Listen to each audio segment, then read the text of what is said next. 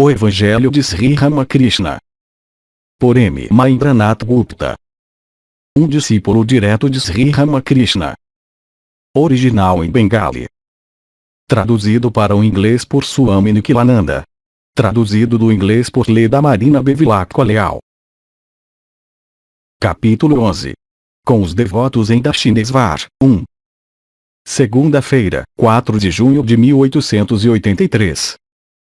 Mais ou menos às 9 horas da manhã, os devotos começaram a chegar ao templo. Sri Ramakrishna estava sentado no pórtico do seu quarto, em frente ao Ganges. M., que havia passado a noite anterior com o mestre, sentou-se junto dele. Balaram e outros devotos estavam presentes. Rakal, deitado no chão, descansava a cabeça no colo do mestre. Nos últimos dias, o mestre vinha considerando Rakal um menino Krishna. Vendo Trailokya, dirigindo-se ao templo de Kali, Sri Ramakrishna pediu a Rakal para se levantar. Trailokya inclinou-se ante o mestre. Mestre, a Trailokya, não houve ontem à noite a apresentação do Yatra? Trailokya, não senhor. Não pudemos arrumar tudo convenientemente. Mestre, o que está feito, mas por favor, veja que isto não venha a ocorrer novamente. As tradições do templo devem ser devidamente observadas. Trailokya respondeu de forma convincente e seguiu seu caminho. Depois de algum tempo Ranchaterji, o sacerdote do templo de Vishnu, veio falar com Sri Ramakrishna. Mestre, bem, falei com Trailokya que a apresentação do Yatra não pode deixar de ser feita outra vez. Estava certo em dizer isto? E daí, senhor? Claro que estava certo. As tradições devem ser mantidas. O mestre pediu a Balaram para ficar para o almoço. Antes da refeição, Sri Ramakrishna descreveu seus dias de intoxicação divina. Rakal, M. Ranlal e alguns devotos estavam presentes. Mestre, de vez em quando Asya vem me ensinar. Diz-me, por que o senhor se preocupa tanto com os jovens? Um dia, indo de carruagem à casa de Balaram, senti-me muito perturbado com esse assunto. Disse a Mãe Divina: Mãe, Asra recriminou-me pelo fato de eu me preocupar com Narendra e outros jovens. Perguntou por que me esqueço de Deus e penso nesses jovens. Mal acabara de ter este pensamento, a Mãe Divina revelou-me que ela própria tinha se tornado homem, mas que ela se manifesta com mais intensidade através de uma alma pura. Com esta visão entrei em Samadhi. Depois fiquei zangado com Asra. Disse a mim mesmo: aquele tolo fez-me sentir infeliz. Pensei, por que haveria eu de recriminar o pobre homem? Como ele poderia saber? Eu sei que esses jovens são o próprio Narayana. No primeiro encontro que tive com Narendra, achei-o completamente indiferente ao corpo. Ao tocar em seu peito, perdeu a consciência do mundo exterior. Retomando-a, Narendra disse: o que o senhor fez comigo? Tenho pai e mãe em casa. O mesmo aconteceu na casa de Jadumalik. À medida que os dias se passavam, ansiava cada vez mais a tornar a vê-lo. Meu coração anelava por ele. Nesta época disse a Bholanath: por que me sinto assim? Há um rapaz chamado Narendra, da casta Kayasta. Por que fico tão inquieto por ele? Bholanath disse: o senhor encontrará resposta no Mahabharata. Descendo ao plano da consciência normal, um homem estabelecido em Samadhi sente-se muito bem na companhia de pessoas sáttvicas. Sente paz de espírito à vista destas pessoas. Ao ouvir isto, minha mente acalmou-se. De vez em quando sentava-me sozinho e chorava por ver Narendra. Por que estado mental passei! Ao ter pela primeira vez esta experiência, mal podia perceber as idas e vindas do dia ou noite. Diziam que eu estava louco. O que mais poderiam dizer? Casarame. Ainda estava no estado de embriaguez divina. A princípio preocupei-me com minha esposa. Logo compreendi que ela também comeria, beberia e viveria como eu. Visitei meu sogro. Organizaram um kirtan. Foi um grande festival religioso, cantando-se muito o nome de Deus. De vez em quando eu cogitava sobre o meu futuro. Dizia à Mãe Divina: Mãe, considerarei minhas experiências espirituais reais se os proprietários de terra demonstrarem respeito por mim. Por iniciativa própria, eles também vieram e conversaram comigo. Só o que estado era aquele? Até a menor sugestão acordava minha consciência espiritual. Adorei o belo numa mocinha de 14 anos. Via que ela era a personificação da Mãe Divina. No final da adoração, inclinei-me ante ela e ofereci uma rupia a seus pés. Uma vez presenciei a representação de Ramila. Vi que os atores eram de fato Sita, Rama, Lakshmana, Hanuman e Bibhishana em pessoa. Então adorei os atores e atrizes que representaram esses papéis. Nesta época tinha o hábito de convidar moças para virem aqui e prestava-lhes adoração.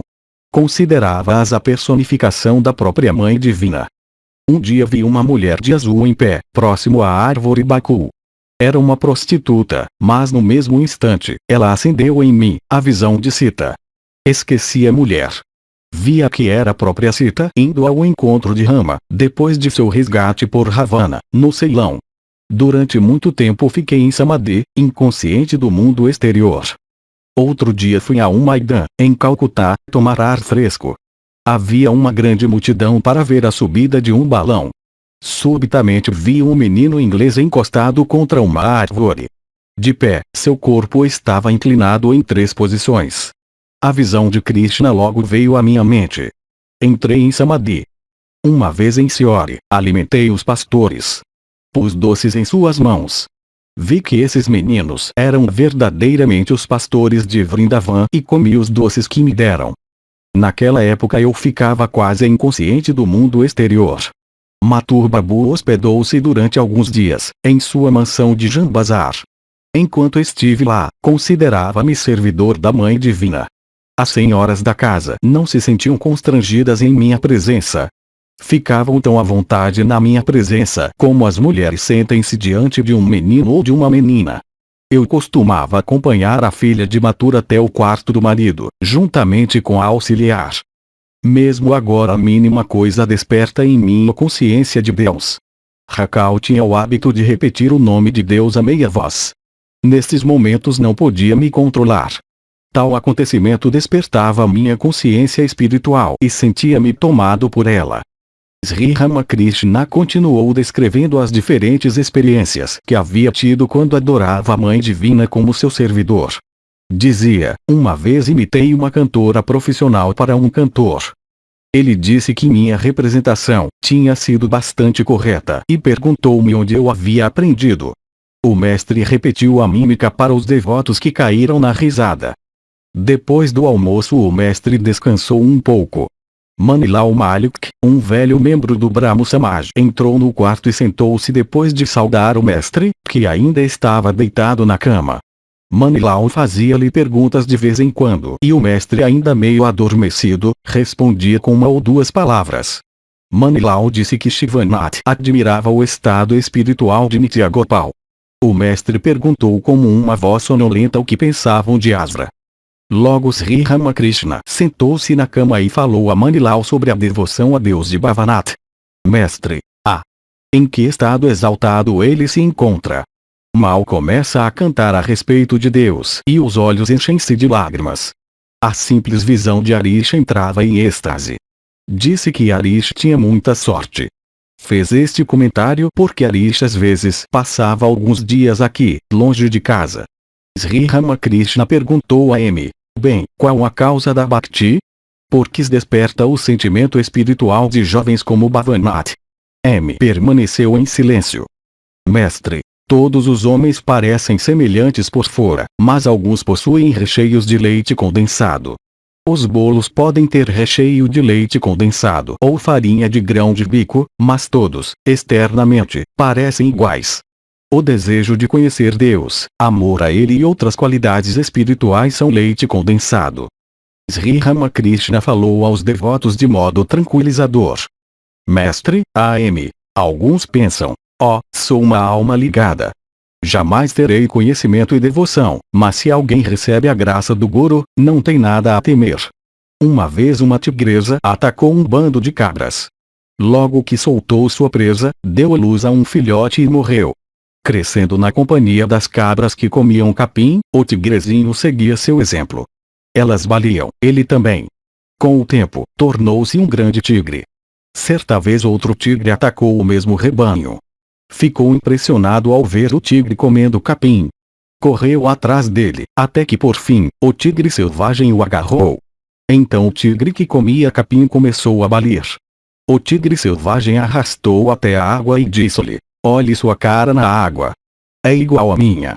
Aqui tem um pouco de carne. Coma-a. Dizendo isto, pôs carne em sua boca, mas o tigre que comia capim não podia engoli-la e começou a balir de novo. Gradualmente, porém, começou a sentir o gosto do sangue e acabou por saborear a carne. Então o tigre selvagem disse-lhe: veja, não há diferença entre mim e você. Venha e siga-me até a floresta. Assim não há qualquer medo quando a graça do Guru desce sobre alguém. Ele lhe mostrará quem você é e qual a sua natureza real. Se o devoto pratica um pouco de disciplina espiritual, o Guru lhe explicará tudo. Então o discípulo compreende por si mesmo o que é real e o que é irreal. Só Deus é real e o mundo ilusório. Uma noite, um pescador foi a um jardim e jogou sua rede no lago a fim de roubar os peixes. O proprietário ouviu o barulho e cercou-o com seus empregados. Trouxeram tochas e começaram a procurá-lo. Nesse meio tempo o pescador cobriu-se de cinzas, sentou-se debaixo de uma árvore, fingindo ser um santo. O proprietário com seus homens procuraram muito, mas não puderam encontrar o ladrão. Tudo que viram foi um homem santo coberto de cinzas, meditando debaixo de uma árvore. No dia seguinte, espalhou-se pelas redondezas que um grande sábio estava no jardim. As pessoas juntaram-se e saudaram-no com oferendas de frutas, flores e doces. Muitos também ofereceram moedas de prata e cobre. Que estranho! Pensou o pescador. Não sou um verdadeiro santo, mas as pessoas mesmo assim mostram-me grande devoção. Certamente realizarei Deus se me tornar um verdadeiro sadhu. Não há dúvida a esse respeito. Se uma simples simulação da vida religiosa pode ocasionar um tal despertar espiritual, imagine o efeito de uma prática verdadeira. Naquele estado você certamente realizará o que é real e o que é irreal. Só Deus é real e o mundo, ilusório. Um dos devotos disse a si mesmo: é o mundo irreal. Então, o pescador, para ser exato, renunciou à vida mundana. O que acontecerá com aqueles que vivem no mundo? Devem também renunciar a ele. Sri Ramakrishna, que podia ler o mais escondido dos pensamentos, disse com muita ternura: suponhamos que um escriturário seja mandado para a prisão. Sem dúvida levará uma vida de prisioneiro, mas quando for solto, vai dar cambalhotas na rua? Não, certamente que não. Conseguirá um emprego novo e continuará trabalhando como antes. Mesmo depois de ter alcançado conhecimento pela graça do Guru, pode-se viver muito bem no mundo como Jivanmukha. Assim Sri Ramakrishna tranquilizou aqueles que viviam como chefes de família. Manilau, Senhor, onde meditarei em Deus quando fizer minha prática diária? Mestre, ora, o coração é excelente. Medite em Deus aí. Manilau, membro do Brahmo Samaj, acreditava em Deus em forma. Dirigindo-se a ele, o mestre disse: Kabir costumava dizer: Deus com forma é minha mãe, Deus sem forma é meu pai. A quem devo recriminar? A quem devo adorar? Os dois pratos da balança são iguais. Durante o dia Aladari tinha o hábito de meditar em Deus com forma e à noite, em Deus sem forma. Qualquer atitude que adote, certamente realizará Deus, se tiver uma fé firme. Você pode crer em Deus com forma ou em Deus sem forma, mas sua fé deve ser sincera e de todo o coração. Sambhu Malik tinha o hábito de vir a pé de Bagbazar até sua casa em Dakshinesvar. Um dia um amigo lhe disse: é muito arriscado andar uma distância tão grande. Por que não vai de carruagem? A isto o rosto de Sambhu ficou vermelho e exclamou: ponho-me a caminho, repetindo o nome de Deus. Que mal pode me acontecer? Pela fé obtém-se tudo. Eu costumava dizer: aceitarei tudo isto como verdadeiro se encontrar uma determinada pessoa ou um certo funcionário do templo falar comigo. O que eu pensava invariavelmente acontecia. M. havia estudado lógica inglesa. No capítulo sobre sofismas, havia lido que somente pessoas supersticiosas acreditavam na coincidência dos sonhos matutinos com os acontecimentos reais. Por isto perguntou ao mestre: já houve alguma exceção? Mestre: Não, naquela época tudo acontecia assim. Eu repetia o nome de Deus, e acreditava que uma coisa iria acontecer, e invariavelmente acontecia. Amanilau, mas você tem que se lembrar de que a não ser que uma pessoa seja pura e de mente aberta, não poderá ter esta fé. Pessoas muito magras, de olhos encovados, vesgo, pessoas com essas características, não podem adquirir fé facilmente. O que uma pessoa pode fazer se há maus presságios por todos os lados? Era o entardecer. A auxiliar entrou no quarto e queimou o incenso. Manilau e alguns devotos partiram para Calcutá. M e Racal estavam no quarto. O mestre sentou-se no divã pequeno, absorvido em meditação sobre a Mãe Divina. Reinava um completo silêncio. Depois de um certo tempo, Bhagavati, uma velha empregada do proprietário do templo, entrou no aposento e saudou o mestre a uma certa distância. Sri Ramakrishna mandou-a sentar-se. Ele conhecia há muitos anos. Em sua mocidade havia levado uma vida imoral, mas a compaixão do mestre era grande. Logo começou a conversar com ela. Mestre, agora você já tem idade. Tem alimentado os Vaishnavas e santos, gastando, de uma forma nobre, o seu dinheiro. Bhagavati, sorrindo, como posso dizer isto? Mestre, você esteve em Vrindavan, Benares e outros lugares sagrados? Bhagavati, timidamente, como assim? Mandei construir um lugar de banhos e meu nome está escrito numa placa. Mestre, verdade. Bhagavati, sim, senhor. Meu nome, Srimati Bhagavati Das, está escrito ali. Mestre, com um sorriso. Oh, que bom! Animada pelas palavras do mestre, Bhagavati aproximou-se e saudou, tocando-lhe os pés. Como uma pessoa picada por um escorpião, Sri Ramakrishna ficou de pé e gritou: Govinda! Govinda! Um grande jarro de água do Ganges estava no canto do aposento. Correu para lá, ofegante, e lavou com a água santa o lugar que a empregada havia tocado. Os devotos ficaram admirados com este incidente. Bhagavati caiu sentada, como ferida de morte. Sri Ramakrishna consolou-a e falou-lhe com muita bondade: Você deve saudar-me de longe. A fim de tirar todo o seu constrangimento, o mestre disse-lhe afetuosamente: Ouça algumas canções. Cantou sobre a Mãe Divina. A abelha negra de minha mente é atraída em pura alegria para a flor de lótus azul dos pés de Mãe Shyama. Então ele cantou. Alto no céu dos pés da mãe, minha mente estava voando como uma pipa, quando chegou uma rajada de vento forte de pecado que a levou rapidamente para a terra. De novo, more, o mente, dentro de si mesma, não entre na casa de ninguém. Se você apenas procura ali, encontrará tudo o que está buscando. Deus, a verdadeira pedra filosofal, que responde a toda pergunta, jaz escondida no fundo do seu coração. A pedra mais rica de todas. Quantas pérolas e pedras preciosas estão espalhadas pela sala que precede a câmara do seu coração. Terça-feira, 5 de junho de 1883. Racal Yasra havia ficado com o mestre no templo de Dakshinesvar. M. também estava ali desde o domingo anterior. Como era dia de semana, havia somente alguns devotos no aposento. Em geral, as pessoas reuniam-se em grande número, nos domingos e feriados. Era tarde.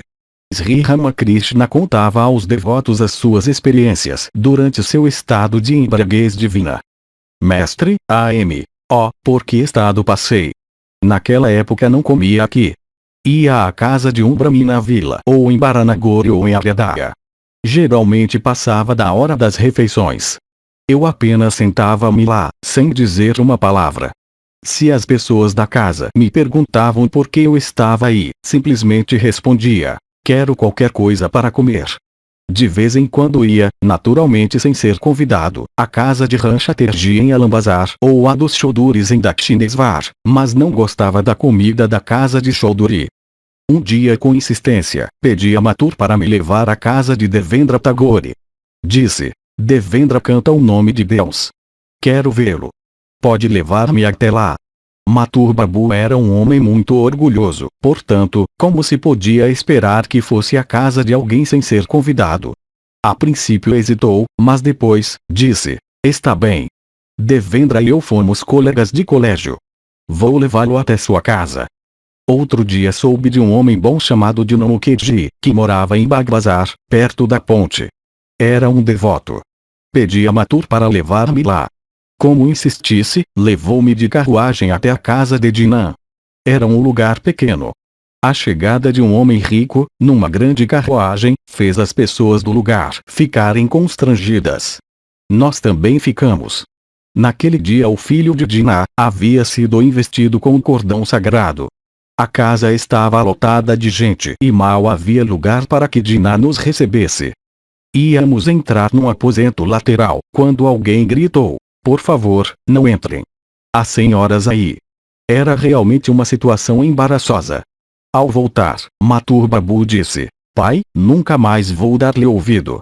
Dei uma risada. Oh, por que estado passei! Uma vez Kumar Singh deu uma festa para os sadhus e também convidou-me.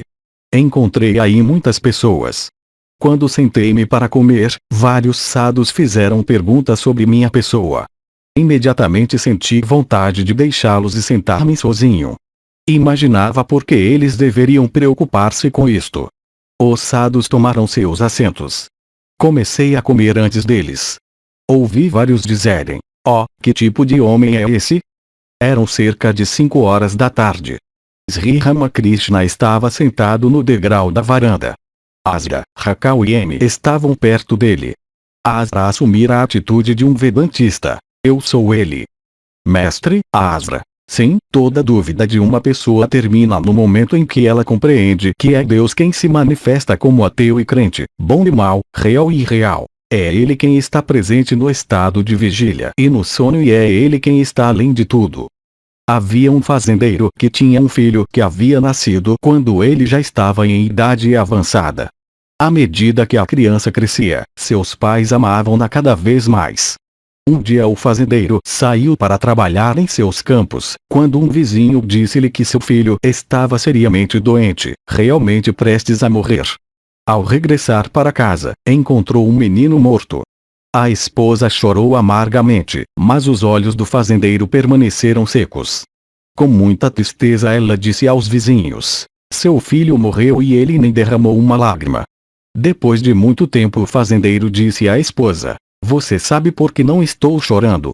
Na noite passada sonhei que era um rei e pai de 7 príncipes. Esses príncipes, além de belos, eram virtuosos. Eram altos e haviam adquirido conhecimento e sabedoria em diversas artes. Subitamente acordei. Agora estou pensando se devo chorar por esses 7 príncipes ou por esse menino." Para os Junanis o estado de vigília não é mais real do que aquele dos sonhos. Só Deus é o que faz. Tudo acontece por sua vontade. Asra. Mas é muito difícil compreender isso. Tome o caso do Sadhu de Bukailas. Como as pessoas o torturaram e por fim, o mataram. Elas o haviam encontrado em Samadhi. Primeiro o enterraram, depois o puseram debaixo d'água e por fim, o marcaram com ferro quente. Assim o trouxeram à consciência do mundo, mas finalmente o Sadhu morreu em consequência dessas torturas. Indubitavelmente ele sofreu nas mãos dos homens, embora, como dizem, tenha morrido por vontade de Deus. Mestre, o homem tem que colher o fruto do seu karma, mas no que diz respeito à morte daquele homem santo, isto ocorreu pela vontade de Deus. Os Kavirajis preparam uma kadvaja numa garrafa. A garrafa é coberta com argila e aquecida ao fogo. O ouro no interior da garrafa derrete-se e combina-se com os outros produtos e o remédio está pronto. Os médicos quebram a garrafa com cuidado e retiram o remédio. Quando o remédio estiver pronto, que diferença faz se a garrafa for preservada ou quebrada?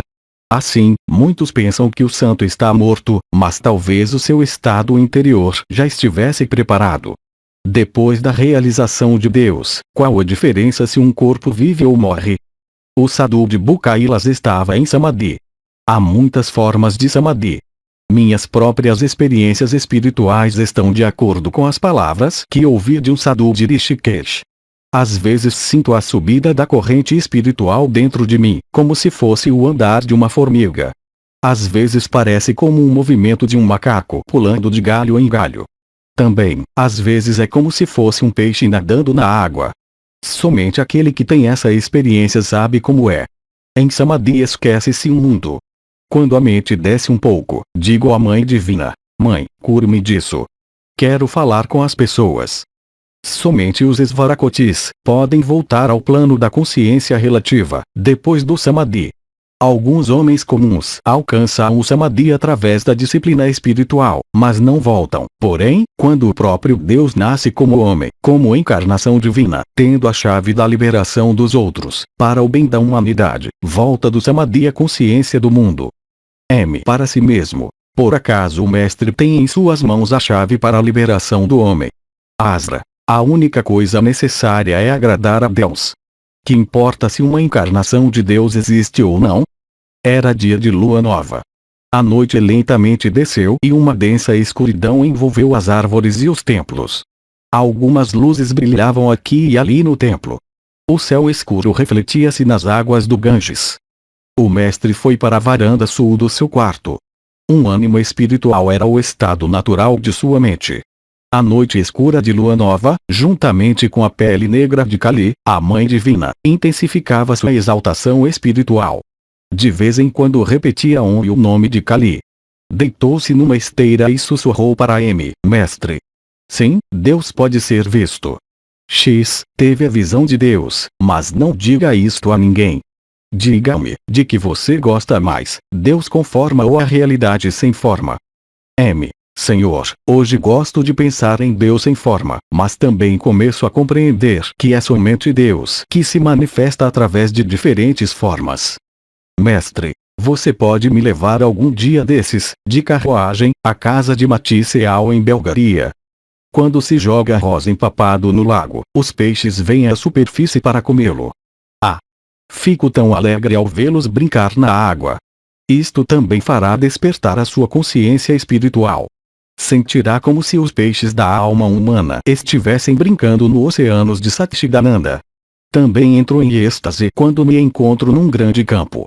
É como sentir-me um peixe livre de um aquário e atirado no lago. A disciplina espiritual é necessária para se ver Deus. Tive que passar por uma disciplina muito severa. Quantas austeridades pratiquei sob a árvore Bel. Ficava sob ela, chorando para a Mãe Divina. Mãe, revela-te a mim. As lágrimas caíam profusamente e ensopavam meu corpo. O Senhor praticou tantas austeridades, mas as pessoas esperam realizar Deus de uma hora para outra. Pode uma pessoa construir um muro simplesmente movendo o dedo em torno da casa? Mestre, com um sorriso. Rita diz que um homem acende uma fogueira, e que 10 aquecem-se nela. Vou contar-lhe algo mais. É bom ficar no plano de Lila depois de ter atingido Nitya. Um dia o Senhor disse que uma pessoa desce ao plano da Lila para gozar o jogo divino. Mestre, não é bem assim. A Lila também é real. Deixe-me dizer algo. Sempre que vocês vierem aqui, tragam qualquer coisa. Talvez eu não deveria dizer isso. Pode parecer egoísmo. Eu também disse a Adar Singh que deveria trazer algo de pouco valor. Pede a Bhavanath para trazer uma folha de betel. Reparou na devoção de Bhavanath? Narendra e ele parecem homem e mulher. Ele é devotado a Narendra. Traga Narendra aqui com você de carruagem e também alguns doces. Isso lhe fará bem. Conhecimento e amor, ambos são caminhos que levam a Deus. Aqueles que seguem o caminho do amor, têm que observar um pouco mais de pureza exterior, mas a transgressão por uma pessoa que segue o caminho do conhecimento não pode fazer mal porque é destruída no fogo do conhecimento. Mesmo uma bananeira é reduzida a cinzas quando atirada numa fogueira ardente. Os jnanis seguem o caminho da discriminação. Às vezes, ao discriminar entre o real e o irreal, um homem perde a fé na existência de Deus, mas um devoto que anseia sinceramente por Deus, não desiste de sua meditação, mesmo quando tomado por ideias ateístas. Um homem cujo pai e avô foram fazendeiros, continua seu trabalho na plantação, mesmo que perca toda a colheita no anos de seca. Deitado numa esteira e descansando a cabeça no travesseiro, Sri Ramakrishna continuou. Disse a minhas pernas estão doendo. Por favor, massageie-as delicadamente. Assim, por sua infinita compaixão, o mestre permitiu a seu discípulo prestar-lhe um serviço pessoal. 8 de junho de 1883. Era um dia de verão. O serviço religioso da tarde, no templo de Kali havia terminado. Sri Ramakrishna estava ante a imagem da Mãe Divina e abanou-a durante alguns minutos. Ram, Kedar, Chatterjee e Tarak chegaram de Calcutá com flores e doces. Kedar tinha aproximadamente 50 anos. Havia frequentado Brahmo Samaj e outras seitas religiosas em sua busca de Deus, mas mais tarde, aceitou o mestre como seu guia espiritual. Era contador numa repartição do governo e vivia no subúrbio de Calcutá. Tarak era um jovem de 24 anos. Sua esposa havia falecido, pouco tempo depois do casamento. Era natural da vila de Barazat, não longe de Calcutá. Seu pai, alma altamente espiritualizada, havia visitado Sri Ramakrishna muitas vezes.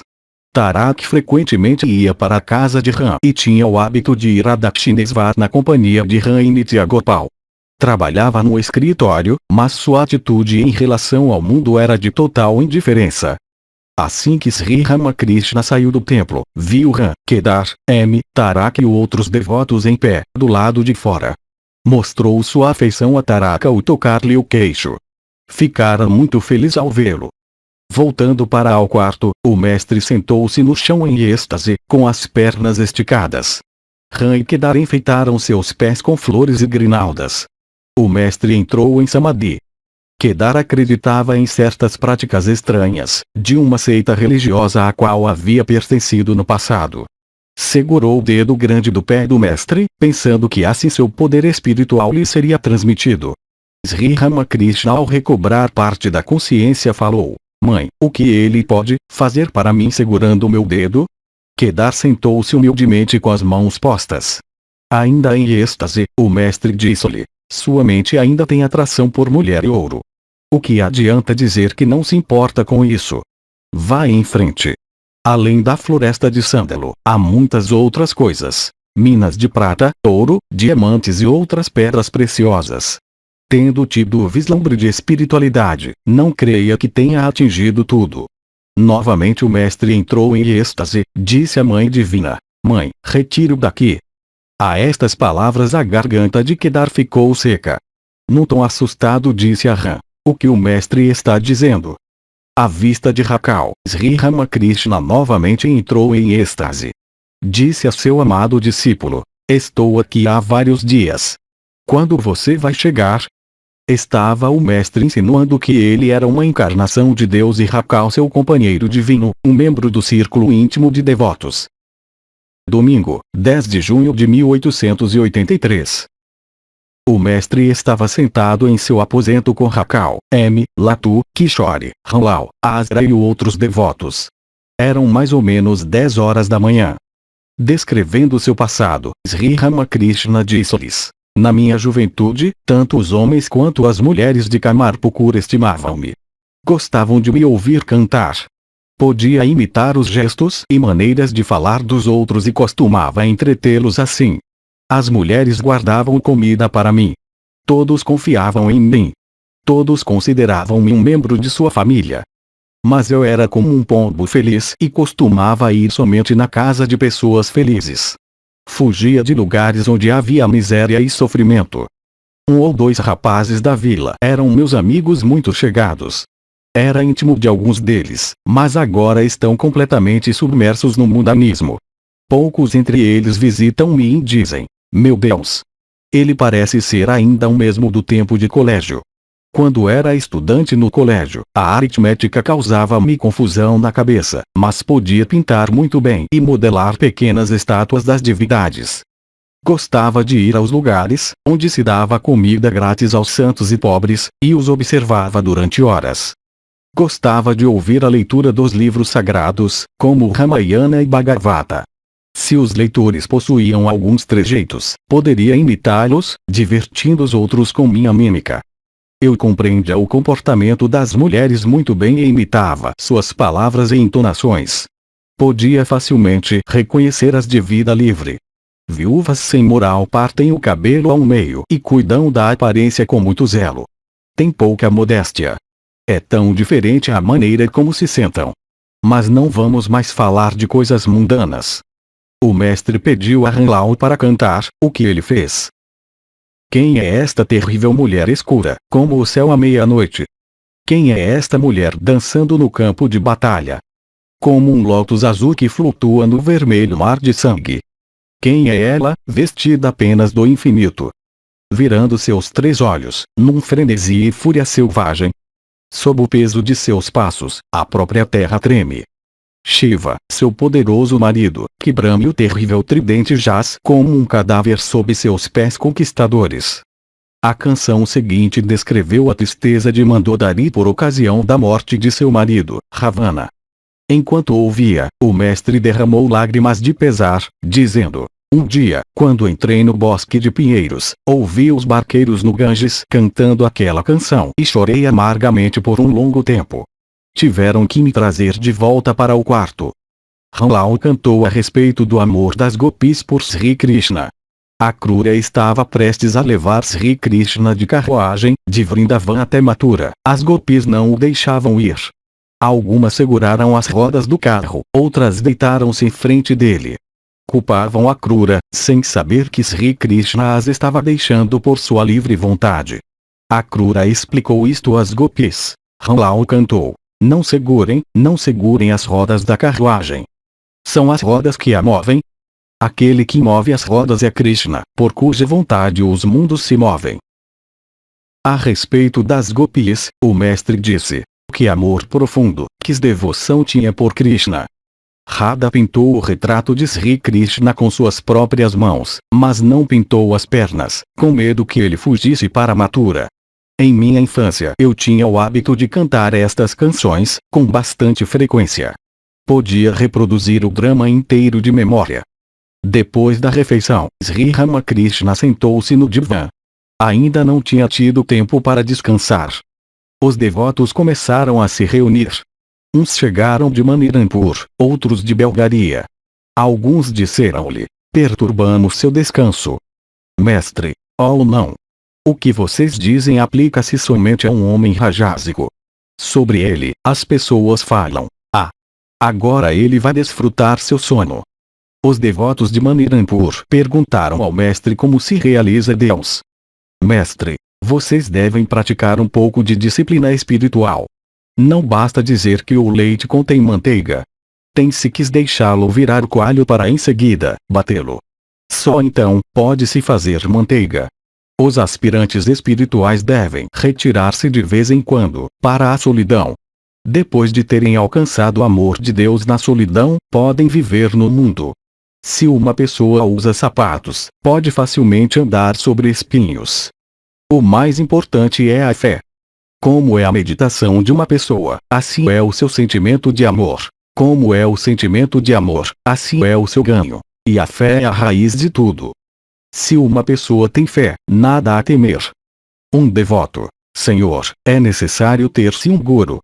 Mestre: sim, muitos necessitam de um guru, mas deve-se ter fé nas palavras do guru. Tem êxito na vida espiritual se considerar seu guru como o próprio Deus. Por esta razão, os Vaishnavas falam de Guru, Krishna e Vaishnava. Uma pessoa necessita frequentemente do nome de Deus. O nome de Deus é altamente eficaz no Kali Yuga. A prática da yoga não é possível nesta época, porque a vida de um homem depende da comida. Bata palmas ao repetir o nome de Deus e os pássaros de seus pecados voarão. Deve-se sempre procurar a companhia dos homens santos. Quanto mais próximo se estiver do Ganges, mais fresca será a brisa. Assim também, quanto mais próximo estiver de um fogo, mais quente ficará o ar. Mas não se pode alcançar nada com preguiça e delonga. As pessoas que querem desfrutar do mundo dizem a respeito do progresso espiritual: bem, acontecerá no seu devido tempo. Realizaremos Deus algum dia. Eu disse a Keshav Sen: quando um pai vê que o filho está impaciente por sua herança, dá-lhe sua parte na propriedade, mesmo 3 anos antes do tempo legal. A mãe cozinha enquanto o bebê fica no berço, chupando o brinquedo, mas quando ele deixa de lado o brinquedo, joga-o ao chão e grita por ela. A mãe deixa a panela de arroz e, tomando-o em seus braços, embala-o. Disse tudo isso a Keshav. Está dito que no Kali Yuga, se alguém chorar por Deus um dia e uma noite, certamente o verá. Fiquei ressentido com Deus e disse-lhe: o Senhor me criou. agora tem que se revelar a mim. Se você viver no mundo ou em qualquer outro lugar, tenha sempre a mente fixa em Deus. A mente mergulhada no mundanismo pode ser comparada a um fósforo molhado. Não conseguirá acendê-lo por mais que o risque. Ekalavya colocou a imagem de barro de Drona, seu mestre, à sua frente e assim, aprendeu a manejar o arco e a flecha. Vá em frente. O lenhador, seguindo as instruções de um santo, foi em frente e descobriu na floresta árvores de sândalo e minas de prata e ouro. Indo mais longe, encontrou diamantes e outras pedras preciosas. Os ignorantes são como pessoas que vivem numa casa de paredes de tijolos. Há muito pouca luz no interior e não se pode ver absolutamente nada do lado de fora, mas aqueles que entram no mundo, depois de atingir o conhecimento de Deus, são como pessoas que vivem numa casa feita de vidro. Para eles tanto o exterior, como o interior, são claros. Podem ver as coisas de fora tão bem, como as de dentro. Nada existe a não ser o Uno. O Uno é o Brahman Supremo. Enquanto ele conserva o eu em nós, ele nos revela que é ele que, como energia primordial, cria, preserva e destrói o universo. Aquele que é Brahman é também a energia primordial. Uma vez um rei pediu a um yogi para lhe transmitir conhecimento com apenas uma palavra. O yogi disse: "Está bem, o senhor terá o conhecimento com uma palavra." Depois de algum tempo, o mágico veio até o rei mexendo 2 de seus dedos, rapidamente exclamou: "Olhe, ó rei, olhe." O rei olhou para ele, muito surpreso, quando após uns poucos minutos, viu 2 dedos tornando-se um. O mágico moveu esse único dedo rapidamente e disse: "Olhe, ó rei. Olhe." A conclusão da história é que Brahman e a energia primordial a princípio parecem ser 2, mas depois de atingir o conhecimento de Brahman, a pessoa não mais vê 2. Então, não há diferença. É o Uno sem segundo, Advaita não dualidade. O mestre ficou contente ao ver o músico que havia chegado com devotos de Belgaria. Algum tempo antes, Sri Ramakrishna havia entrado em êxtase ao ouvir a música devocional. A pedido do mestre, o músico cantou algumas canções, uma das quais descrevia o despertar da Kundalini dos 6 centros. "Desperta, mãe. Desperta. Há quanto tempo tu estás dormindo no lótus do Muladhara? Cumpre tua função secreta, mãe. Sobe até o lótus de 1000 pétalas dentro da cabeça, onde o poderoso Shiva tem sua morada. Rapidamente penetra os 6 lótus, e retira minha tribulação, ó essência de consciência." Mestre, a canção fala da passagem da Kundalini através dos 6 centros. Deus está tanto dentro como fora. No interior ele cria os diversos estados mentais. Depois de ter passado pelos 6 centros, o Jiva vai além do domínio de Maya e une-se à alma suprema. Esta é a visão de Deus. Não se pode ver Deus a não ser que Maya saia da porta.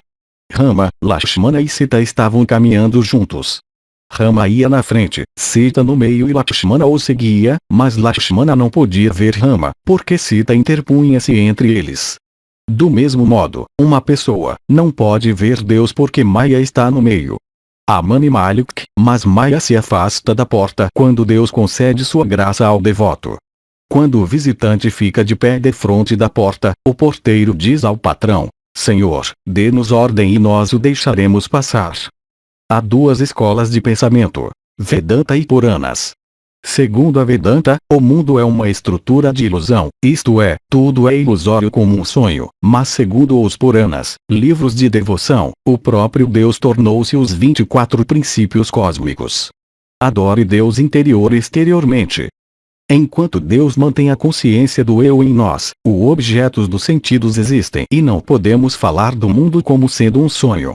Há fogo no fogão, portanto, o arroz, os grãos, as batatas e outros vegetais pulam na panela. Pulam como se dissessem: "Estamos aqui. Estamos pulando." Este corpo é a panela.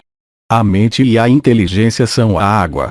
Os objetos do sentido são arroz, as batatas e outros vegetais.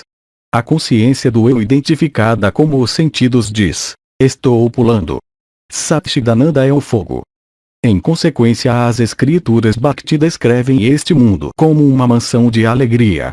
Ramprasad cantou em uma das canções: "Este mundo é uma estrutura de ilusão." Um outro devoto deu a resposta: Este mundo é uma mansão de alegria. Como diz o ditado, o devoto de Kali, livre enquanto vive, está pleno de bem-aventurança eterna. O Bhakta vê que aquele que é Deus, também tornou-se Maya. Assim também, ele próprio tornou-se o universo e todos os seres vivos. O Bhakta vê Deus, Maya, o universo e os seres vivos como um. Alguns devotos veem tudo como Rama. É apenas Rama que se tornou tudo. Alguns veem tudo como Radha e Krishna. Para eles é apenas Krishna quem se tornou os 24 princípios cósmicos. É como ver tudo verde através de óculos verdes. Mas as escrituras Bhakti admitem que as manifestações de poder são diferentes em séries diferentes. É Rama que se tornou tudo, sem dúvida, mas ele se manifesta mais em alguns do que em outros. Há um tipo de manifestação de Rama na encarnação de Deus, e outro, nos homens. Até as encarnações estão conscientes do corpo. A encarnação é devida a Maya. Rama chorou por Sita, mas a encarnação de Deus colocou uma venda nos seus olhos por sua própria vontade, como as crianças brincando de cabra cega. As crianças param de brincar quando a mãe as chama. É muito diferente, contudo, com o homem comum. O pano com que seus olhos são vendados, estão presos nas suas costas com parafusos, por assim dizer. Há 8 grilhões.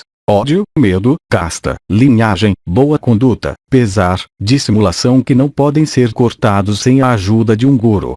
Um devoto. Senhor, por favor abençoe-nos. Mestre, Deus está em todos os seres, mas você tem que fazer um pedido à companhia de gás. Ela ligará o depósito de gás ao cano de sua casa. Deve-se orar com sinceridade.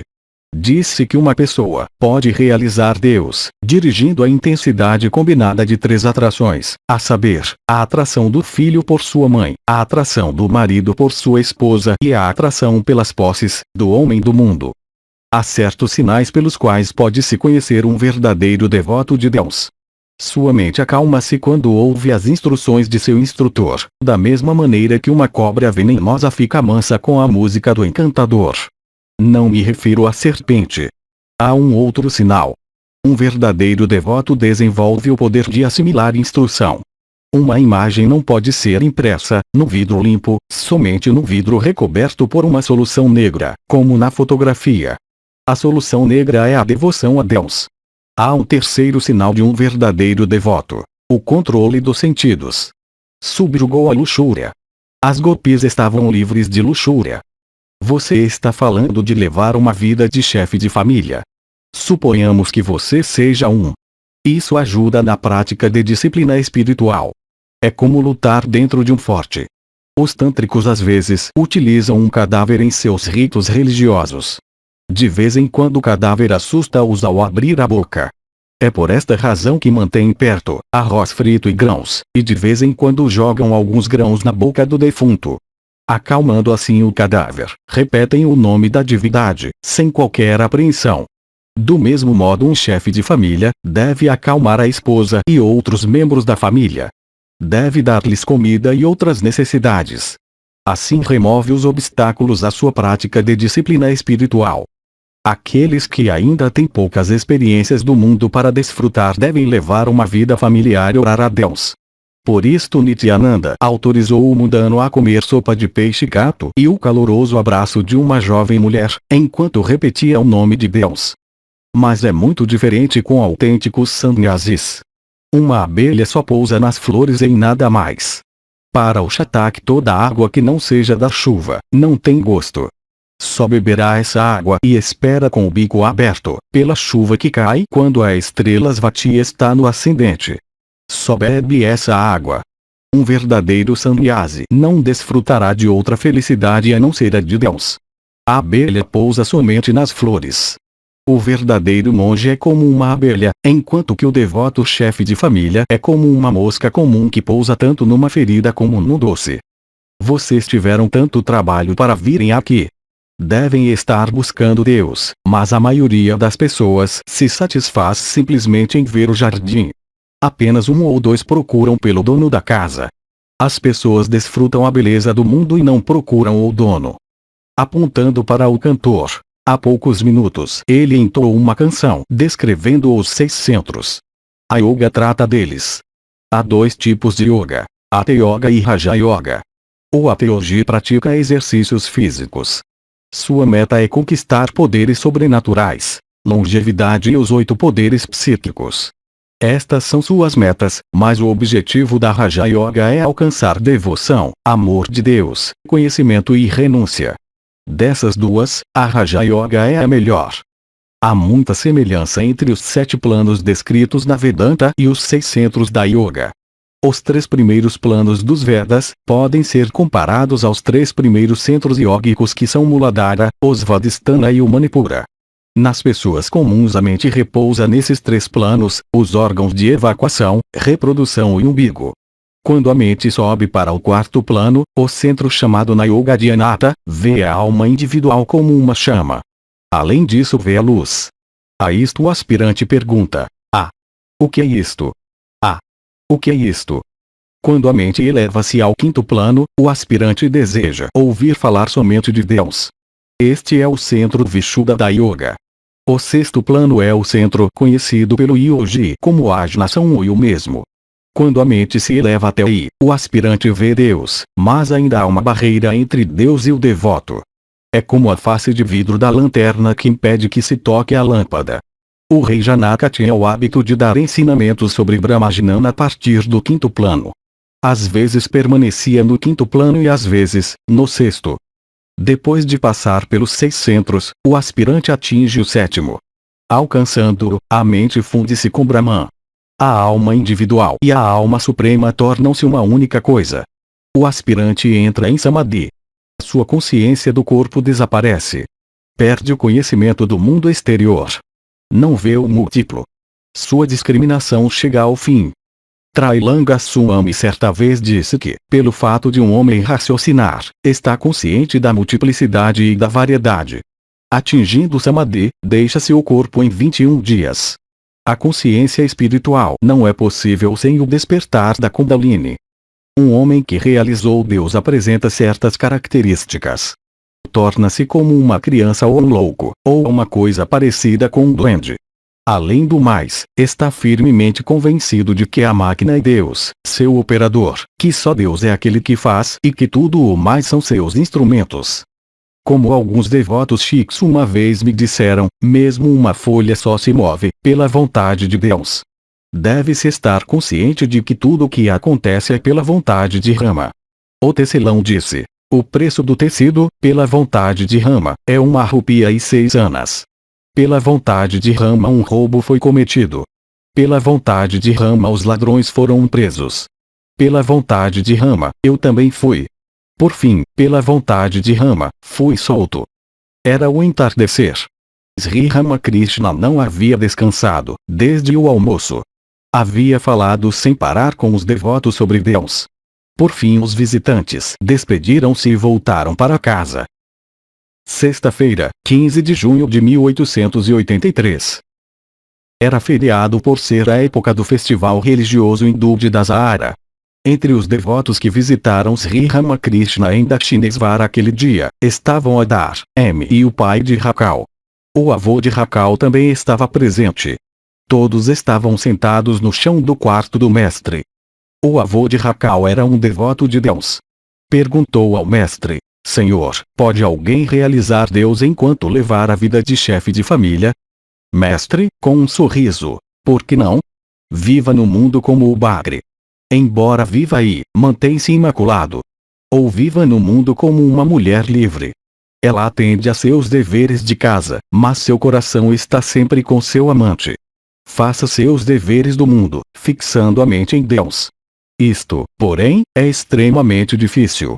Eu disse aos membros do Brahmo Samaj: suponhamos que um paciente com tifo esteja no quarto em que há vidros de picles e moringas de água. Como esperar que o paciente se cure? O simples pensamento do picles lhe trará água na boca. Para um homem, a mulher é como picles. O desejo ardente pelas coisas do mundo, que é crônico no homem, é como o desejo do paciente pela água. Não há fim para esse desejo. O paciente com tifo diz: vou beber todo o jarro de água. A situação é muito difícil. Há tanta confusão no mundo. Se você segue este caminho, é ameaçado por uma pá, se for por aquele outro, será ameaçado por um cabo de vassoura. Mais uma vez, em outra direção, será com um pontapé. Além disso, não se pode pensar em Deus, a não ser que se viva na solidão. O ourives derrete o ouro para fazer joias. Mas como pode fazer seu trabalho se é perturbado a cada minuto? Suponhamos que estejam tirando pedaços de casca do arroz. A cada momento tem que pegar o arroz com a mão e verificar se está limpo, mas como podem trabalhar direito se são interrompidos a cada instante? Um devoto. Então, qual é o caminho, Senhor? Mestre, há um caminho. Uma pessoa obtém um resultado positivo se desenvolver um forte espírito de renúncia. Desista imediatamente com determinação daquilo que sabe ser irreal. Uma vez, quando estava seriamente doente, fui levado a um médico Ganga Prasad Sen. Disse-me ele: vou dar-lhe um remédio, mas você não pode beber água. Pode tomar suco de romã. Todo mundo ficava imaginando como eu poderia viver sem água, mas estava determinado a fazê-lo. Disse para mim mesmo: sou um paramahansa e não um ganso. Beberei apenas leite. Você tem que ficar uns dias na solidão. Se apenas tocar na vovó está salvo. Transforme-se em ouro e viva onde quer que lhe agrade. Depois de realizar Deus e o amor divino na solidão, pode-se viver no mundo, também. Para o pai de Rakal. É esta a razão pela qual peço aos jovens para ficarem comigo, pois eles desenvolverão o amor de Deus, ficando aqui alguns dias. Depois podem muito bem levar a vida de um chefe de família. Um devoto. Se Deus é responsável por tudo, então por que devem as pessoas falar do bem e do mal, virtude ou vício? Comete-se pecado também pela vontade de Deus, não é assim? Um outro devoto. Como podemos compreender a vontade de Deus? Mestre, não há dúvida de que a virtude e o vício existem no mundo, mas o próprio Deus não é tocado por eles. Pode haver cheiro bom e mau, mas o ar não é afetado. A verdadeira natureza da criação de Deus é que o bem e o mal, retidão e iniquidade sempre existirão no mundo. Entre as árvores de um pomar há mangueira e jaqueira, e também há meixeira de porco. Já reparou que mesmo os homens maus são necessários? Suponhamos que haja arrendatários violentos numa propriedade e então, o próprio dono tem que mandar um desordeiro para controlá-los. Novamente a conversa voltou ao assunto da vida dos chefes de família. Mestre, aos devotos. Vejam, levando a vida de chefe de família, um homem gasta, sem necessidade, seus poderes mentais. Esta perda pode ser evitada se abraçar a vida monástica. O primeiro nascimento é dádiva do pai. Segue-se, então, o segundo quando é investido com o cordão sagrado. Há ainda um terceiro nascimento, por ocasião da iniciação à vida monástica. Os dois obstáculos à vida espiritual são mulher e ouro. Apego à mulher desvia uma pessoa do caminho que conduz a Deus.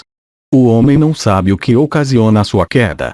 Uma vez, quando me dirigia para o forte, não pude ver que estava descendo uma ladeira, mas quando a carruagem entrou no forte, pude ver o quanto havia descido. Meu Deus! As mulheres mantêm os homens iludidos.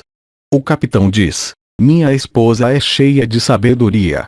Um homem possuído por um espírito, não entende as coisas. Diz: ora, estou tão bem.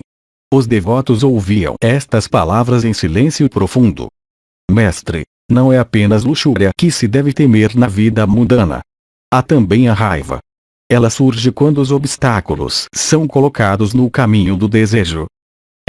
Nas refeições, às vezes, um gato estica a pata para pegar o peixe do meu prato, mas não posso sentir qualquer ressentimento. Mestre, por quê? Você pode mesmo bater nele de vez em quando. Qual é o mal?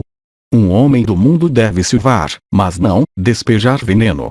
Na verdade, ele não pode fazer mal aos outros, mas deve dar um espetáculo de raiva, a fim de se proteger dos inimigos.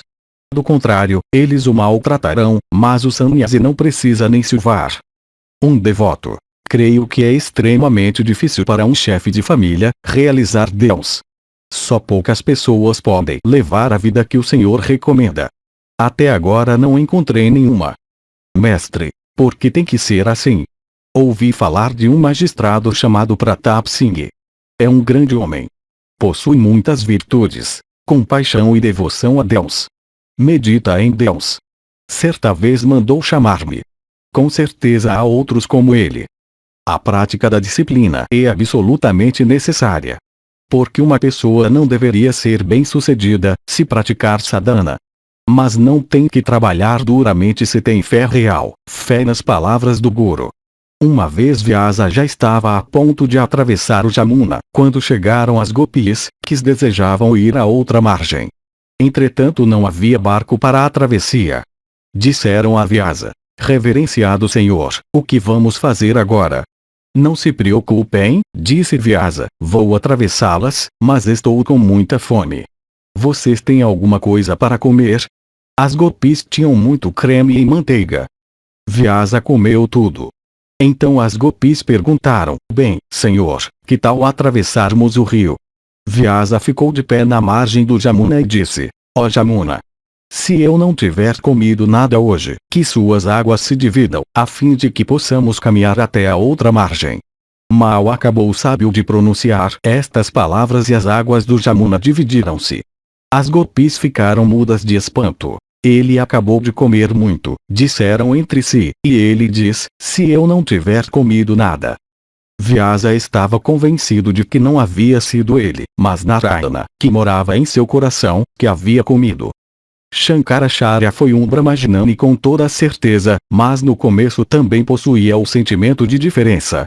Não acreditava firmemente que tudo no mundo era Brahman. Um dia, quando estava saindo do Ganges, depois do banho, viu um intocável, um açougueiro, carregando uma carga de carne.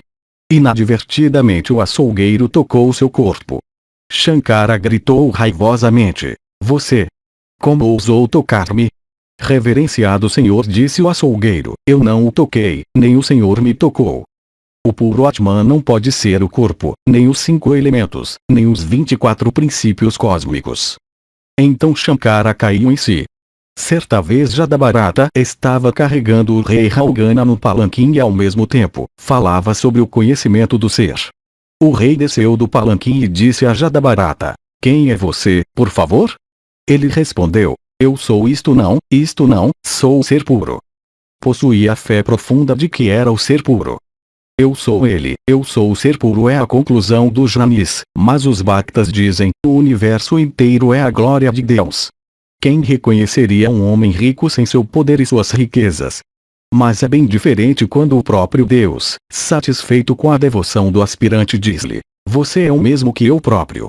Imaginemos um rei sentado em sua corte e seu cozinheiro entra e senta-se no trono, dizendo: Ó rei, ó senhor e eu somos uma mesma pessoa. Com certeza o chamarão de louco. Suponhamos, porém, que um dia o rei, satisfeito com o trabalho do cozinheiro, diz-lhe: Venha sentar-se ao meu lado. Não há nada de errado com isso. Não há diferença entre mim e você. Então o seu cozinheiro sentar-se no trono com o rei, não há nenhum mal. Não é bom para as pessoas comuns dizerem: Eu sou ele. As ondas pertencem ao oceano, mas o oceano pertence às ondas. A conclusão de tudo isso é que, não importa qual o caminho que se siga, a yoga é impossível a não ser que a mente se torne tranquila. A mente de um yogi está sob o seu controle e não, ele sob o controle de sua mente. Quando a mente se aquieta, o prana para de funcionar. Então obtém-se kumbhaka. Pode-se ter o mesmo kumbhaka pela Bhakti Yoga. O prana para de funcionar pelo amor de Deus, também. No Kirtan o músico canta: Nitai Amar Mata Ati. Repetindo isso, entra em êxtase e não pode cantar a frase toda. Simplesmente diz Ati. Ati. Quando o estado se aprofunda, apenas canta A. Assim seu prana para pelo êxtase segue-se com Bhaka. Suponhamos que um homem esteja varrendo o pátio, e que um outro chegue e lhe diga: Alô? Fulanos de tal já não existe mais, morreu. Se a pessoa morta não tiver nenhum relacionamento com o varredor, ele continua seu trabalho, observando casualmente. Ah! Que pena! Ele morreu, era uma boa pessoa. E seu trabalho continua como antes. Mas se um morto é seu parente, a vassoura cai de sua mão. Ah! Exclama, e ele também cai no chão. Seu prana para de funcionar. Não consegue trabalhar nem pensar. Já repararam que, entre as mulheres, se uma delas olha para outra coisa, ou ouve algo com espanto, as outras lhe dizem: o quê? Você está em êxtase? Neste exemplo também, o prana havia parado de funcionar e assim, ela fica sem fala, boquiaberta. Não basta simplesmente repetir eu sou ele, eu sou ele. Há certos sinais de um jnani. Narendra possui grandes olhos protuberantes, apontando para um devoto. Ele também tem bons olhos e testa. Nem todos os homens estão no mesmo nível. Diz-se que há 4 tipos de homens: os ligados, os que estão lutando, os liberados e os sempre livres. Também não é um fato, de que todos os homens têm que praticar disciplina espiritual. Há os sempre livres e aqueles que alcançam a perfeição através da disciplina espiritual. Alguns realizam Deus, depois de muita austeridade espiritual, e alguns são perfeitos desde o seu nascimento. Prahlada é um exemplo dos sempre livres. Sábios eternamente perfeitos como Prahlada também praticam meditação e oração, mas realizaram o fruto, a visão de Deus, mesmo antes de sua prática espiritual. São como as abóboras e as morangas que primeiro dão fruto e depois, flores. Olhando para o pai de Rakal, mesmo que uma alma eternamente perfeita nasça numa família inferior, conserva sua perfeição inata. Não pode fazer outra coisa. Uma ervilha germina no esterco e dá um pé de ervilha. Deus deu a alguns maior poder do que a outros. No homem percebe-se isso como a luz de um lampião, no outro como a luz de uma tocha. Uma palavra de Vidyasagar revelou-me o máximo de inteligência. Ao falar-me das diferentes manifestações do poder de Deus nos diferentes seres, ele me disse: Senhor, então Deus deu um poder maior para uns do que para outros. Imediatamente respondi: sim, certamente. Se não houver graus diferentes de manifestação de seu poder, então por que seu nome é conhecido em todas as partes? Veja, chegamos até o Senhor depois de ouvir falar de seu conhecimento e compaixão. O Senhor não tem 2 chifres, não é verdade? Apesar de toda a sua fama e erudição, Vidyasagar disse uma infantilidade como Deus deu maior poder a uns do que a outros. A verdade é que quando o pescador recolhe a rede, primeiro apanha peixes grandes como truta e carpa. Ele remexe o lodo com o pé e pequenos peixes surgem, vairões, bagres etc. Assim também, a não ser que um homem conheça Deus, vairões e outros peixes semelhantes sairão gradualmente dele. O que pode-se obter com simples erudição? Domingo, 17 de junho de 1883. Sri Ramakrishna descansava em seu aposento em Dakshinesvar. Era de tarde. Adar e M chegaram e saudaram o mestre. Um devoto tântrico também entrou. Rakal, Asra e Ranlal estavam morando com Sri Ramakrishna. Mestre, aos devotos: por que não se pode atingir a espiritualidade, levando a vida de chefe de família? Mas é extremamente difícil. Sábios como Janaka entraram no mundo depois de alcançarem o conhecimento. Todavia o mundo é um lugar de terror. Mesmo um chefe de família desapegado deve ser cuidadoso. Certa vez Janaka abaixou a cabeça à vista de uma Bhairavi. Evitou ver uma mulher. Ela disse-lhe: Janaka, vejo que você ainda não alcançou o conhecimento. Ainda faz diferença entre homem e mulher. Se você se mover num aposento cheio de fuligem, ficará sujo, mesmo pouco, por mais cuidadoso que seja. Tenho visto devotos chefes de família cheios de emoção espiritual, enquanto faziam suas práticas diárias, usando roupas de seda. Mantém esta atitude mesmo ao tomar sua refeição depois da adoração. Depois voltam a ser as mesmas pessoas de antes. Mostram suas naturezas rajásica e tamásica. Sattva leva a Bhakti. Até Bhakti tem 3 aspectos: Sattva, Rajas e Tamas. A Sattva da Bhakti é puro Sattva. Ao obtê-la, o devoto dirige sua mente só para Deus. Ele dá a seu corpo apenas a atenção absolutamente necessária para sua proteção. Mas um Paramahansa está além dos 3 gunas. Embora existam nele, são praticamente inexistentes. Como uma criança, não está sob o controle de nenhum dos gunas. Esta é a razão pela qual os Paramahansas permitem às criancinhas aproximarem-se deles, a fim de assumirem sua natureza. Os Paramahansas não guardam as coisas, mas esta regra não se aplica aos chefes de família. tem que prover suas famílias. Devoto tântrico. Um Paramahansa tem consciência de virtude e vício. Mestre, Keshav Sen também fez esta mesma pergunta. Disse-lhe: se lhe explicar, você não poderá mais manter a sua organização. Neste caso, é melhor pararmos por aqui. Disse Keshav. Você conhece o significado de virtude e vício. Um Paramahansa vê que é Deus quem nos dá tanto as boas como as más tendências. Já reparou que tanto há frutas boas como amargas? Algumas árvores dão frutas doces, outras, amargas ou ácidas. Deus fez a mangueira que dá fruto doce e também a ameixeira de porco, que dá uma fruta ácida. Tântrico. Sim, senhor. É verdade. No alto da colina podemos ver grandes jardins de rosas, que vão até onde os olhos verem.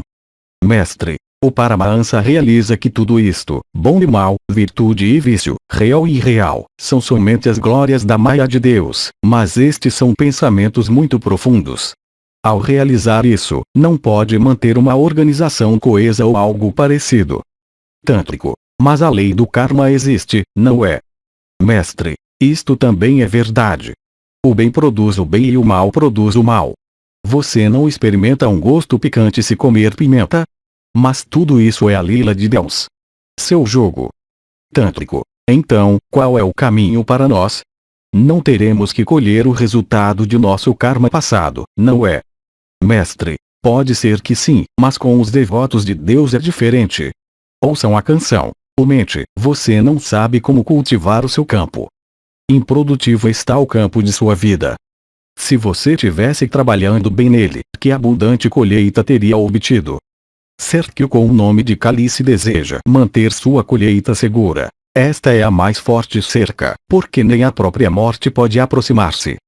Mais cedo ou mais tarde chegará o dia em que você deve perder o seu campo precioso. Semeie o nome santo de Deus que seu guru lhe concedeu, com fé regue-o com amor. Se você achar a tarefa muito árdua, chame Ramprasad para ajudar. Cantou de novo. Com segurança impede a passagem pela qual o rei da morte virá. Doravante todas as minhas dúvidas e medos se reduzirão a nada para sempre. O próprio Shiva está montando guarda nas 9 entradas de minha casa, que possui apenas um pilar de sustentação e 3 cordas para segurá-la. O Senhor fez sua morada na flor de lótus de 1000 pétalas, na cabeça e conforta-me com carinho infinito. O mestre continuou: qualquer um que morra em Benares, seja Brahmin ou prostituta, se tornará Shiva. Quando se derrama lágrimas em nome de Ari, Kali ou Rama, não mais há necessidade de Sandhya ou qualquer outro ritual. Todas as ações caem por si mesmas. O fruto da ação não mais a afeta. Novamente o mestre cantou: como é a meditação de uma pessoa, assim é seu sentimento de amor. Como é o sentimento de amor, assim é o seu ganho. E a fé é a raiz de tudo. Se no lago de néctar dos pés da mãe Kali, minha mente ficar imersa, de pouco servem o culto, oblações ou sacrifício. Entoou uma outra canção, porque haveria de ir para o Ganga ou Gaya, para Kasi, Kanchi ou Prabhas. Se posso soltar meu último suspiro com o nome de Kali em meus lábios. Logo ele disse: quando um homem funde-se em Deus, já não pode guardar tendências perversas ou pecaminosas. Tântrico. O Senhor muito corretamente disse que apenas conserva o ego do conhecimento. Mestre, sim, ele conserva somente o ego do conhecimento, o ego do devoto, o ego do servo e o ego bom. Seu ego perverso desaparece. Tântrico. Hoje o Senhor pôs fim a muitas de nossas dúvidas. Mestre, todas as dúvidas desaparecem ao se realizar o ser. Assuma o aspecto tamásico de Bhakti. Diga com vigor: o que? Pronunciei os nomes de Rama e Kali. Como posso ainda permanecer em escravidão? Como posso ser afetado pela lei do karma? O mestre cantou: se eu pudesse morrer repetindo o nome de Durga. Como podes tu, ó abençoado, impedir minha liberação, por mais pecador que tenha sido? Posso ter roubado uma taça de vinho ou morto uma criança antes de nascer, ou ter matado uma mulher ou uma vaca. Ou mesmo, causado a morte de um Brahmin. Mas apesar de tudo isso ser verdadeiro, nada disso pode me fazer sentir a menor preocupação, pois pelo poder de teu doce nome, minha alma pecadora ainda pode aspirar, possuir até o estado de Brahman. O mestre continuou: fé, fé, fé. Uma vez um guru disse a seu discípulo: só Rama tornou-se tudo. Quando um cachorro começou a comer o pão do discípulo, ele lhe disse: ó Rama, espere um pouco, vou pôr manteiga no seu pão. Tal era sua fé nas palavras do guru. Pessoas indignas não têm fé. Sempre duvidam, mas as dúvidas não desaparecem enquanto não se realizar o ser. No verdadeiro amor a Deus, não há desejo. Somente com esse amor pode-se realizar rapidamente Deus. Querer obter poderes sobrenaturais e coisas similares são desejos. Uma vez Krishna disse a Arjuna: amigo, você não pode realizar Deus mesmo que adquira apenas um dos 8 poderes sobrenaturais. Eles somente aumentarão um pouco de seu poder. Tântrico: Senhor, por que os rituais do Tantra hoje em dia não dão mais frutos? Mestre: por que as pessoas não podem praticá-los com absoluta correção e devoção? Concluindo, o mestre disse: o amor de Deus é a única coisa essencial. Um verdadeiro amante de Deus não tem nada a temer, nem nada com o que se preocupar. Compreende que a Mãe Divina sabe tudo. O gato segura o camundongo de uma maneira, mas de outra bem diferente, os seus próprios filhotes. 1. Trailokya, filho de Mathura e neto da Rani Rasmani. Havia se tornado proprietário do templo em 1871. 2. Não houve ontem à noite a apresentação do Yatra, culto especial à Mãe Divina que tem lugar naquela noite, no templo de Kali. Em ocasiões semelhantes, nos anos anteriores, os proprietários do templo haviam organizado a apresentação do Yatra. 3. Bholanath, funcionário do templo de Dakshinesvar. 4. Aceitarei tudo isto como verdadeiro se encontrar uma determinada pessoa ou um certo funcionário do templo falar comigo. O que eu pensava invariavelmente acontecia. Suas experiências espirituais. 5. Bhagavati, sorrindo: como posso dizer isto? Ela quis dizer sim. Na Índia é hábito não mencionar os próprios atos meritórios. 6. Os Kavirajis preparam uma kadvaja numa garrafa, o remédio indiano feito de mercúrio e enxofre e em cuja preparação o ouro funciona como agente catalisador. 7. Deixe-me dizer algo. Sempre que vocês vierem aqui, tragam qualquer coisa. As escrituras hindus mandam que um chefe de família visite um santo com presentes adequados. 8. Por esta razão, os Vaishnavas falam de Guru, Krishna e Vaishnava. O mestre queria dizer que o Guru, Krishna e Vaishnava deviam igualmente ser reverenciados. Deve-se honrar o Vaishnava porque Deus mora em seu coração. 9. Ekalavya colocou a imagem de barro de Drona, seu mestre, à sua frente e assim, aprendeu a manejar o arco e a flecha. Esta história é narrada no Mahabharata. Drona recusou-se a ensinar a arte de manejar o arco e a flecha a Ekalavya, porque este último pertencia a uma casta inferior. Por conseguinte, Ekalavya foi para a floresta e treinou diante da imagem de barro de Drona, a quem considerava seu mestre. Ao longo do tempo, tornou-se um exímio arqueiro. Quando Drona descobriu que ele havia ultrapassado o próprio Arjuna, seu discípulo muito amado, nessa arte, pediu a Ekalavya para lhe dar seu polegar como taxa de instrutor. Ao obedecê-lo, Ekalavya demonstrou seu espírito de sacrifício e também amor ao mestre. 10. Disse para mim mesmo: sou um Paramahansa e não um ganso. Beberei apenas leite. Um Paramahansa pertence à mais elevada ordem de monges. A palavra também significa cisne. Uma tradição popular da Índia diz que o cisne pode separar o leite da mistura leite e água. Disse, também, que uma secreção de ácido faz o leite transformar-se em coalhada, que o cisne come, deixando a água. 11. Você tem que ficar uns dias na solidão. Se apenas tocar na vovó está salvo. Transforme-se em ouro e viva onde quer que lhe agrade. Depois de realizar Deus e o amor divino na solidão, pode-se viver no mundo, também. Alusão ao jogo de esconde-esconde, ver nota número 6 do capítulo 4. 12. Uma vez, quando me dirigia para o forte, não pude ver que estava descendo uma ladeira, mas quando a carruagem entrou no forte, pude ver o quanto havia descido. Referência ao forte de Calcutá.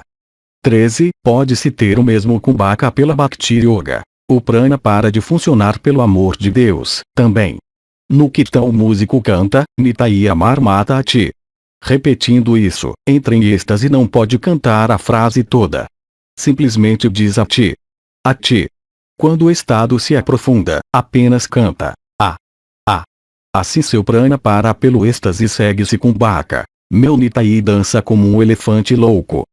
14. O próprio Shiva está montando guarda nas 9 entradas de minha casa. O corpo com suas 9 aberturas, tais como os olhos, ouvidos, nariz, boca etc. 15. Que possui apenas um pilar de sustentação, Brahman. 16. 3 cordas para segurá-la. Os 3 gunas, Sattva, Rajas e Tamas.